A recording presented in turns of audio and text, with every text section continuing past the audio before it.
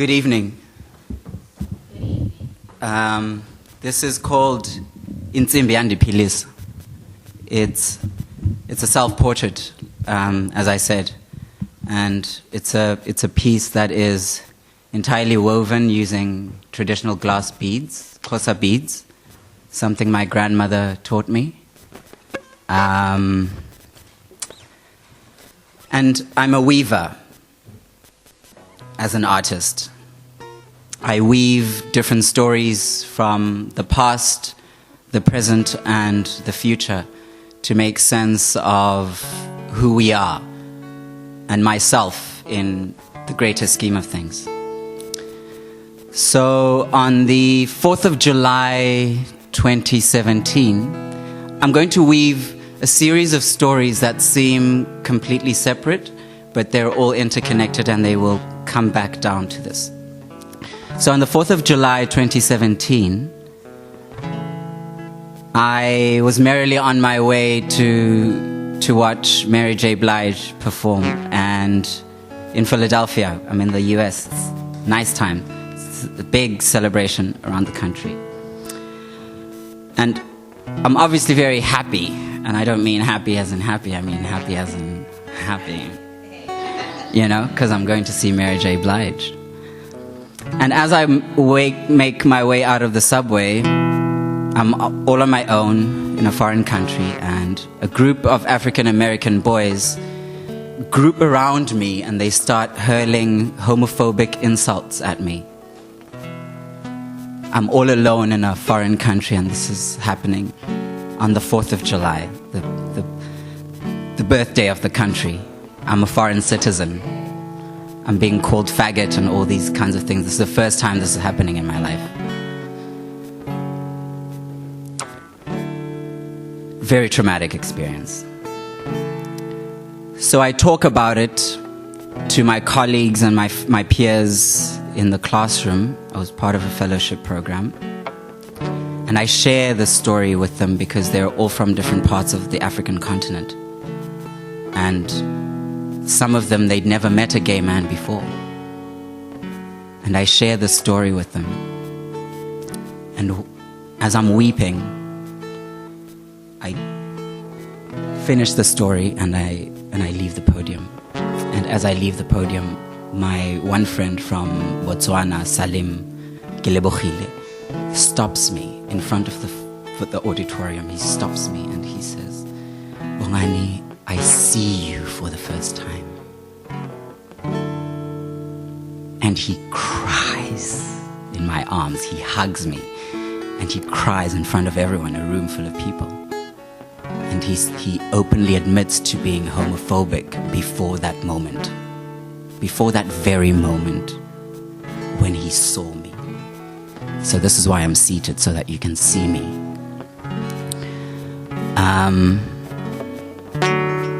Fast forward, come back from the US, about a year later, Inqaiba, the movie's making rounds. I watched the movie at home for the first time with my brother, with my little brother. He's right there. Kule, yeah, he's right there with his girlfriend. So cute. And after the movie, he looks at me and he says, "Bhuti, they just wanted to love each other. Why is everyone so angry about this movie?" He doesn't know that I tell this story. I tell the story to a lot of people. They just wanted to love each other, Bhuti. Why are they so angry? Why is there so much protest around this movie? And that was important for me, that a heterosexual Xhosa man, he's my brother, understood that two men can love each other. And he had that moment in his head, that realization. That was important for me.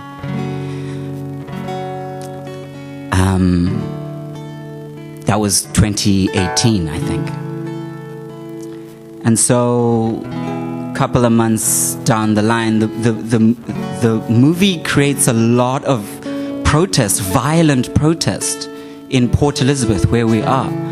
And for the second time in my life, I'm scared because of my sexuality again.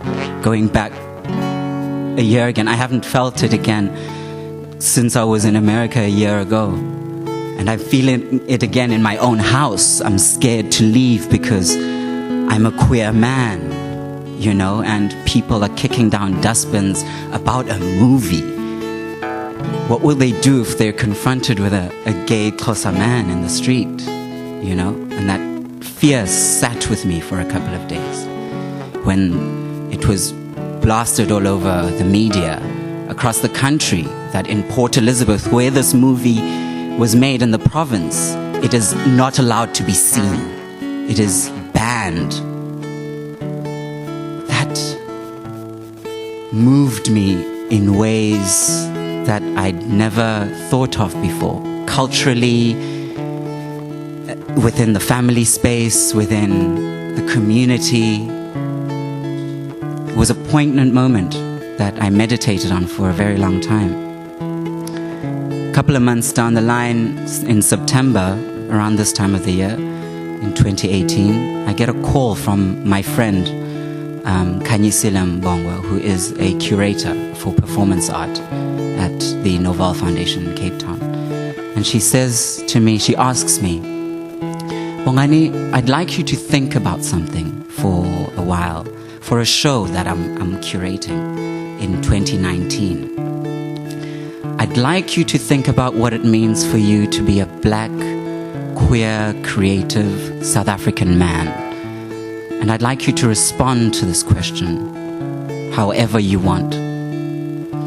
Whew, okay. Sat for months and months thinking about this idea of what it means for me as a Xhosa man who is queer, who's creative, who's living in South Africa, and all of these things. And then in February of this year, I decided to stage a response to Khanyisile's question. And in my response, I did everything that Xhosa men are not supposed to do. I put on a pair of high heels. I exposed my legs. Put on a G-string and a tutu, a ballerina's dress. And I bought myself a whole bunch of pink balloons for playfulness and frivolity, because African men can't be playful. They can't reveal their legs in public. And I walked down the street like this, down Stanley Street, while people were having their dinners at the restaurants. And I engaged with them. It was a jarring moment for everyone, because Xhosa men are not allowed to be doing these things. But what I was in actual fact doing was telling people that men can express their masculinity in different ways, and femininity is not something that should be isolated as a separate entity. It lives within us. We come from our mothers. Masculinity and femininity cannot be separated. They live within all of us, and we all express them differently from time and space, depending on who we are. And we all perform masculinity every single day when we get up, because we have to prove to the world that we are masculine, that we are men. It is a performance. Each and every single man around the world makes a performance of masculinity. I was performing a very different sense of masculinity and femininity that exists within this body, and I channeled it through. The performance it drew some unprecedented national media. You can follow it through the hashtag #AbafanaBafana. I performed it successfully. It was an experiment for me. The intention through my conversation with Khanyisile was always to perform the work at the Noval Foundation in Cape Town later in May. So I traveled So after the performance in Port Elizabeth, I started working on a self-portrait. It just felt natural. And I started weaving because that is what my grandmother had taught me. A traditionally female-only practice in our culture. My grandmother decided to teach her grandson this very feminine thing. I don't know why. And so through the self-portrait, I carry parts of herself through it. And so she's imbued in here because she's a part of me. She lives within me, essentially. And she shall continue to live long after she passes because she's made sure of that. And that's what I'm trying to say. But I don't mention her identity because in Xhosa culture, one precedes their introduction with their clan names. And these clan names are all of a patriarchal system. What sets the precedence in all Xhosa people, male and female, and otherwise, is patriarchy. It comes first. When you introduce yourself in a room full of strangers as a Xhosa person, you start with your clan names. You start with the names of your grandfathers and your father and everybody on your father's side of the ancestry. But through my investigations, I found that many African cultures have in fact embraced homosexuality for centuries, long before colonialism. That was also quite interesting for me, how colonialism has influenced the way we read ourselves and how we understand masculinity. And that was my intention my reason for putting on high heels. Because clothing in Xhosa masculinity in particular, clothing is a very important aspect of how we communicate, you know. And so I wanted to flip that on its head. And I continue to flip it in different ways through drawing and sculpture. I'm working on a new piece upstairs. You're welcome to come and see it. That's a part of this growing body of work. So I'm a weaver. I weave different stories of our past and our present. And for me, it saddens me that we've become so lost in the present moment that we don't understand where we come from as Xhosa people. Because if you excavate Xhosa culture and its history, there are many homosexual practices within our culture that have long died because of colonialism, that we don't know about and we don't even practice anymore. And I'm uncovering these things slowly, and I'm continuing to tell the story. And I hope you will follow this journey with me. And to help to re-educate our people. You know, we've not been... It seems for me very strange that post-colonialism has separated the LGBTQI community from the straights. But African culture doesn't do that. And things have become very distorted of how we understand ourselves, you know? And so violence is an after effect of that, of how we don't understand ourselves and of our history, and of how two Xhosa men can love each other and how that's okay, you know? So I continue to resist the protest around Inxeba. It's scary sometimes because I have to put my own physical body in public space and anything can happen.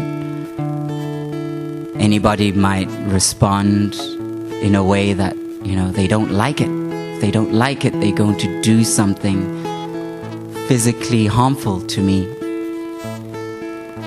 But that fear is something I suppose I live on because I have to.